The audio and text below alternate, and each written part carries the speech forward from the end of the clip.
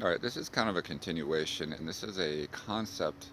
It's very difficult to grasp, but this is going back to the script I was writing years ago, back in 2012, um, where and it's based a lot now on my life and everything I've experienced, so it becomes a little more personal, a little more true to my story.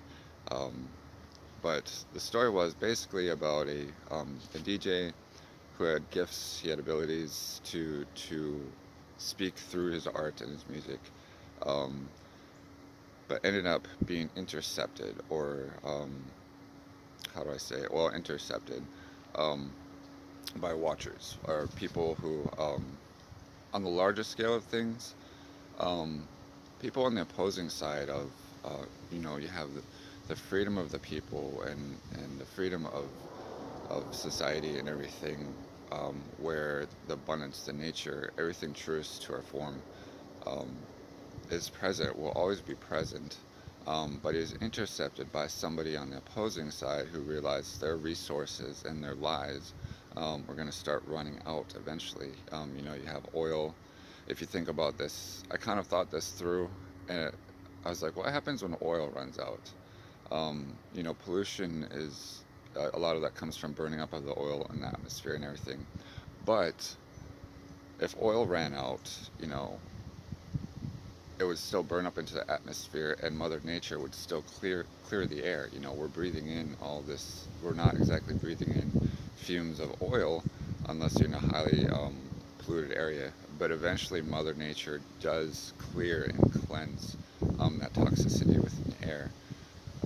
So it's kind of like that awakening of somebody on the opposing side, that has invested in all those toxic things and all those toxic um, resources of war and everything, and realize, you know what, this is going to run out. All these lives are going to run out. This war and everything, coming up with excuses to go to war, um, it is going to run out eventually. So, and what I see now happening is kind of this last hurrah of grabbing money, and it's like, well, maybe at some point we had to at least help them feel like they were winning, help them feel like their lives and everything were working, um, and kind of along that context. Um, but then you look past all this and past the war and everything into the future, um, and then working your way back, like the internet. The internet. Um, I remember I had a really cool. She was a lesbian logic teacher. She talked about the beginning of the internet and what the internet actually was. Way back before AOL, right before the very beginning of the internet. The purpose, as she told us and explained to us, was for a free sharing network between scientists and surgeons, and especially in the medical field. And I found that to be very, very interesting, because it was a platform meant to teach and to share freely the free sharing of information, to help grow and learn and everything. And years later, if the free sharing of information has become this debacle of sharing information freely without having to pay. Um, but that's the point and the purpose of the internet. And since then, it's become kind of a backwashed version of that. Um, but kind of getting back to that too, where especially in the educational field, especially where we're paying for student loans and everything, when it's unnecessary.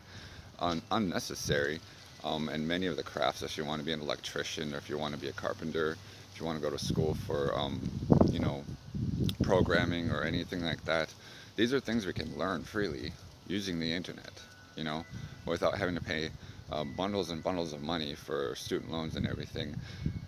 And so the basis around the story too is those people that have done that realize eventually people are going to catch on, and eventually it's going to cause a lot of problems, and eventually it's people are going to go through hell, and eventually there's going to kind of be this reset button, and this reset of um, implementing those things, and people kind of, you know, all the resources that we need. to live and to thrive and to not have these arguments and war are right in front of us. They really are.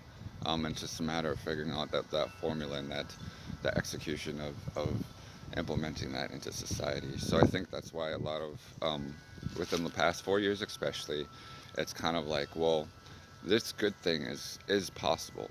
It is very, very possible here in the future. But we have to address every single problem that we can possibly imagine in order to um, get to a better place and become a stronger unit and become closer to what we imagined when we were younger in the future. Um, so even me, I've gone through this very, very difficult thing where it's a challenge where intuitively and empathically, I hate saying that kind of stuff because it makes there's an ego too in people when we're searching spiritually and we're searching for answers and everything, and saying, I believe I have, I believe I know, or I believe I think I know, or so I'm trying to not bring that ego or anything into this. But there's this thing where it's like looking in the future and then working your way backwards. I worked with a guy who's like, you know what, people in the oil industry um, do know that there's limited resources, and if they're capable of thinking ahead and capable of investment and trying to secure their fortune, which of course they always are, they're eventually, after we pretend to go to war and scoop up all that extra oil and everything, they're going to start. Here's what's bastardly about them: they're going to start investing into things like renewable energy and all those things that they've bashed in the beginning, but they know they have to invest later in the future because it's going to be these conglomerates of renewable energy. They're going to end up investing in those things and be like, well, and that's kind of the bastardly thing about this whole thing. If you get experts and people that calculate in the future, um, there are limited resources, and it's going to have to be the next thing. Fossil fuels, yes, fracking and all these things. They're trying to invest in all the possible solutions that will keep them on the side of war and everything, but at the same time, using science and logic and reason and everything, it's going to have to go in the direction of investing in, free energy for so many people. Um, it's just right now the struggle is, well, then people won't be at conflict with everybody. What's going to happen then? So it's just this weird thing of them not being so stubborn and actually growing some sense and some maturity in them so that they don't die knowing that they invested in every toxic thing and they did absolutely nothing to benefit society. Um, I can't imagine living a life having invested my time and energy into all those toxic things in life that have brought so much turmoil um, in life, especially to people that they don't even understand what it's like to be living in poverty or living in the middle class and working hard to make these things happen. Um, the whole idea is to separate and isolate, but these billionaires and everything, they isolate themselves. So when they go home at night, they're like, well, shit, this doesn't make sense. This is a crappy life. I didn't want all this to happen. I feel like we're supposed to believe everyone, each other side is evil, but on a human level, when you actually have conversations with people who are in those fields, in those science fields, and um, that there is something human and the human quality of I don't really want to continue my life living in that toxic lifestyle. And even me talking about this, there's a lot of things where I go out and socialize. I'm not quite implementing those things in my career, my profession, and everything. um, the creative industry, the entertainment industry, bringing themes and everything. Um, those are the important things. But we have to think, look into the future. All these things are happening. This stupid push for war, it is all lies. It's all criminal activity. We got to understand that we cannot trust those people, but it was their last hurrah. And we can't accept those things as true or something that is acceptable. Like, oh, well, I guess this is the way it is. I guess this is the way society's going. Let's just accept. We don't have to accept that because some of those people have already accepted that not to be true. Um, they're just thinking ahead of the game. So we see who we're supposed to be mad at right now, but there's other people in that category who have seen things further down the line, and they're starting to. They feel comfortable because they know, well, we can still continue these wars and everything, but we still have this other thing to invest in, which is actually what people like myself and you guys have been talking about. You know what I mean? So that is the bastardly type of character and the bastardly type of person um, who sits on a pedestal. You know, like almost we don't care. Everybody can argue. Everybody can go to war. We don't care because we already know that we have backup plan A, B, C, D, E, F, G.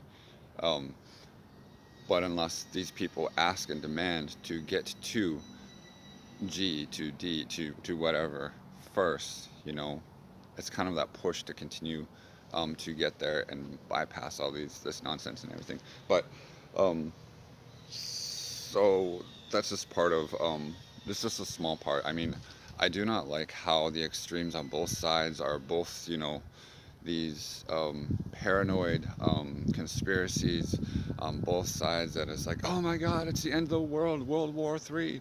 We're going to, you know, all this there's so many bad things and bad ways of talking. Like you guys got to stop spreading that stuff and going to the extremes of the extremes. You know, no, we shouldn't be thinking about going into concentration camps and you know all these things. But we still have to address like the immigration, and everything. That's got to stop. It gets into a lot of things. Um, but again, there's bad people out there with money that know that none of this is actually necessary because if they had the truly capacity to invest into the future, they would start pulling back a little bit and start investing into those constructive things in society. Um, because those destructive things are going to get all of them caught. They're all going to understand that they were shitty people from the very beginning. They had no context of making any good decisions in their career, their life, you know, anything like that. So um, that's just kind of like the basis. This gets more into the political, but also more the social construct of the science fiction fantasy story I was writing. But you have to kind of interweave that with um, and thread that with something a little more magical, a little more I'm curious, something a little more um, you know, and we have so many stories out right now that are unoriginal and everything. I think there's a little more originality to